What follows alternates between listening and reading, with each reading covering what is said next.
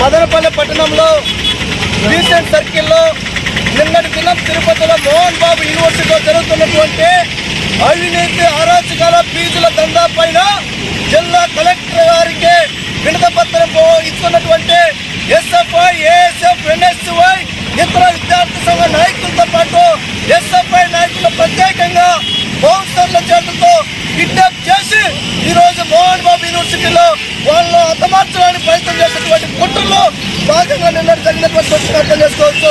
నిన్నటి దినం మోహన్ బాబు యూనివర్సిటీలో జరుగుతున్నటువంటి అనేకమైనటువంటి అరాచకాల పైన యూనివర్సిటీ గ్రాంట్ కమిషన్ ఎప్పటికే యూజీసీ ద్వారా ఈరోజు యూనివర్సిటీ గుర్తింపు రద్దు చేస్తామని తెలియజేసినటువంటి పరిస్థితి.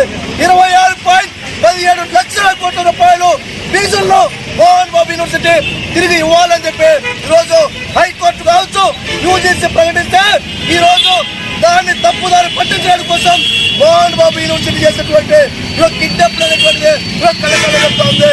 అంటే మోహన్ బాబు యూనివర్సిటీలో అరాచకాలు జరుగుతూ ఉంటే ప్రశ్నించకూడదా?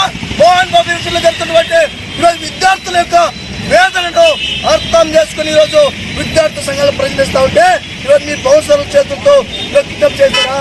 ఈరోజు అయ్యా మోహన్ బాబు పైన రాష్ట్ర హోంమంత్రి అనిత గారు స్పందించాలా? ఈరోజు మోహన్ బాబు పైన రౌడీ సీట్ ఓపెన్ చేయాలా, మీడియాకి పెట్టాలా?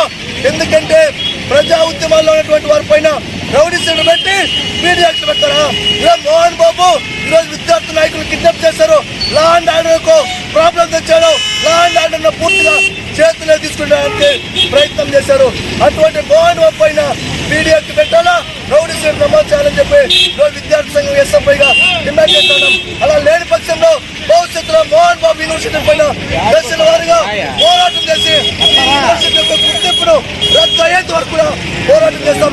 నిన్నటి దినం ఒక విద్యార్థి నాలుగైనటువంటి విద్యార్థి ఫైనల్ ఇయర్ విద్యార్థి ఇలా ఆత్మహత్య చేసుకుంటే ఆ ఆత్మహత్య వీటన్నిటిపైన సమగ్రమైనటువంటి విచారణ జరిపి మోహన్ బాబు యూనివర్సిటీని ప్రభుత్వం స్వాధీనం చేసుకోవడం, ప్రభుత్వం నిర్వహించారో ఏదైతే 26.17 లక్షల కోట్లు వసూలు చేశారో వాటన్నిటి కూడా ఇవ్వాలని చెప్పి డిమాండ్ చేస్తా ఉన్నాం.